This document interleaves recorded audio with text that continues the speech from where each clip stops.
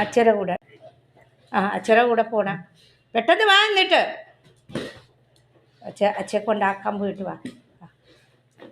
ശരി, നീ ഇങ്ങനെ തുള്ളണ്ട.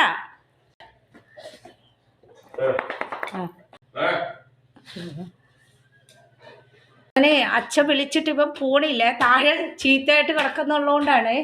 മോളിൽ പോയി ടാറ്റ പറയാമേന്ന്. താഴെ പോന്നില്ല. ടാറ്റ പറഞ്ഞേക്ക്. ടാറ്റ ടാറ്റ പറ. ടാറ്റ. അച്ഛന് പോവാൻ മനസ്സില്ല. എവിടെ പോയാ അച്ഛാ? ദേ ടാറ്റ പറയണ അച്ഛ കണ്ട പോയാ. ഞാൻ മുകളിൽ വന്നേ ടാറ്റ പറയുള്ളൂ, താഴെ ടാറ്റ പറയില്ല. താഴെ ചീത്തയെന്ന്. മോളും ചീത്തയായിട്ട് തന്നെ കിടക്കുന്നു.